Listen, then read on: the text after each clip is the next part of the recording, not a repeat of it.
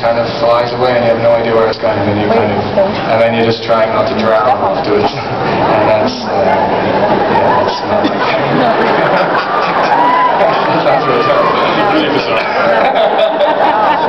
That doesn't really make any sense. I would actually like to, I'm sure you'd much rather hear from the actors, but I would like to say one thing, was that the last film that I made was recut by the studio, and my experience with it ended up being quite a terrible one. And this has been entirely different, both dealing with Summit and dealing with this young cast. And as much as you know, they've said some very kind things about me, which I told them to, but it's been a tremendously rejuvenating process for me. I now remember how much fun it can be to make a film, and that really comes from the people that you work with. Let's do one more quick question, and then I gotta cut it off. So one more quick question. My question is for Taylor. I'm 1/8 Paiute and 1/8 Cherokee Indian, and so you playing a Native American, have you learned anything about them or their cultures or any of their traditions? Yes. For Twilight, I actually had the opportunity to have some Quileute Indians come to Portland, and I actually had the opportunity to have dinner with them and talk to them. And the main thing I was focusing on is I wanted to learn more about the kids my age and what they like to do in their free time. And I was expecting something really different, and I was expecting to have to change myself, you know, to be able to do that. But I asked this kid who looked around my age, I was like, so what do you do in your free time? What do you do for fun? He's like, you know, I play basketball, I go to the beach. And I was like, what do you do at the beach? Throw the football around? He goes, no, I check out girls. I was like, it was really funny. So the interesting thing that I learned is that they're just like me. They do the same things I do. Actually, Taylor... Okay, let's fix that.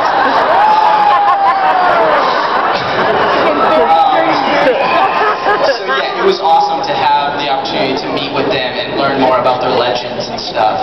And it was really great. I'm really thankful that they came down to Portland from Forks. Taylor actually speaks some Quileute in Nimu. It's true. It's true. I do get to say a Quileute line. I'm excited for you guys to hear it. It's kind of fun. You'll have to wait. It's very important.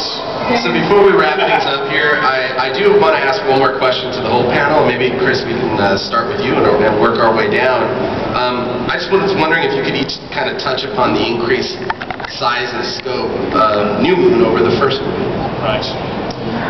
Well, I think one thing that was really important approaching this movie was to notice that its strengths lay in the intimate, emotional relationships between the characters, and not to let things get out of hand, to still know that it was a story about people. Even if they're vampires or werewolves, they're still people. And so, but the book expands massively from Bella's small world in Forks and to Italy, and to the world of the Volturi, to the world of the werewolves in the forest. And the key thing was to keep that all coherent, faithful to the book, and to really try to make something grand and beautiful out of this book.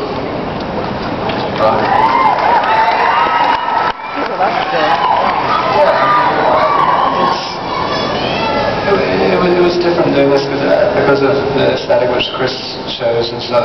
I mean, I've always found that Edward, I mean, you know, his whole character is obviously a lot about restraint, and so I always found it quite difficult to think of how to incorporate movement, or how to move as a character. So it's really, it was, in New Moon it felt like a lot of the shots seemed to be set up so I can have as little movement as possible, and it actually really helped. You know, so I didn't have to, you know, drive. It was always camera movements that drove scenes. So like I'm making the camera today. You just basically want to spend as little energy as possible, as opposed goes to Taylor. Yeah, Taylor can do all that energy and moving around and stuff. I can just stand there. But no, you got a good fight scene. It's a very good fight scene. Oh yeah, yeah. But Taylor has one. I'm sorry, no problem. Go ahead. Yeah, no, I mean, and also, yeah, with the,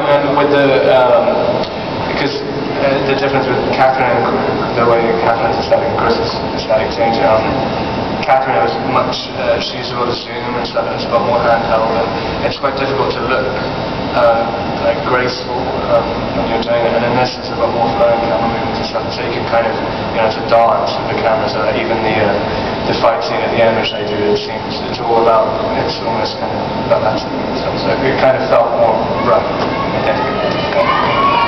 Taylor? What was the original question? So just,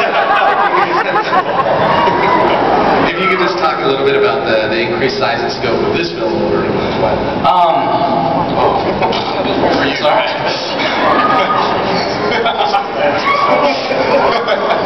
I think, I mean, when we were making Twilight, we knew what we were making, but we didn't know the reaction we were going to get from you guys. So we were really thankful over the past year from what you guys have done, and going into New Moon, we know what we're doing, we know you guys are all behind us, supporting us. So I think we were more confident because we know we have you behind us. And but I mean, I'd be lying if I say, you know, I never got nervous, because we all, of course, want to please you and make sure that we live up to your expectations. But we had a great time. We had a great time during New Moon. It was awesome to reunite the team, be back with the cast, and Chris was phenomenal. So I'm really pleased with the experience. Kristen? Here she goes. I can't watch her. I don't think you really truly know yourself unless you get to a point that's like as low as she gets in this. And she's so sort of righteous in the first one in terms of like what she wants and everything like that. It's unstable. I feel like now you actually believe that she knows what she wants. And also like I feel like in the third one she's actually sort of content and happy, and she can sort of rest a little bit more easy. And this one was larger scale for me just because it was like, I played an insane person. She's still insane.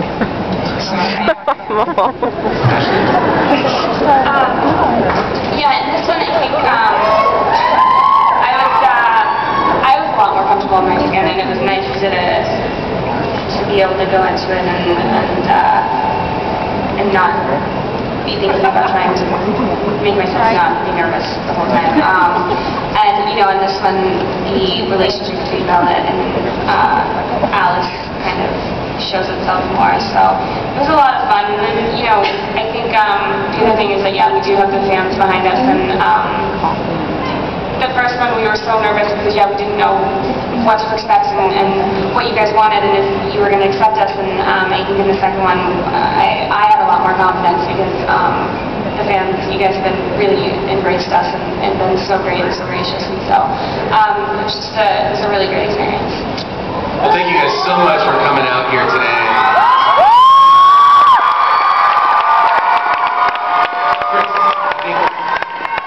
You have anything else you want to tell the audience?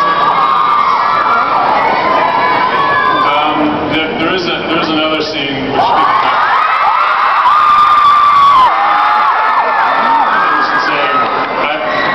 or not, but there's a moment towards the end of the book, well, actually, 3/4 of the book, where Alice and Bella are racing to save Edward.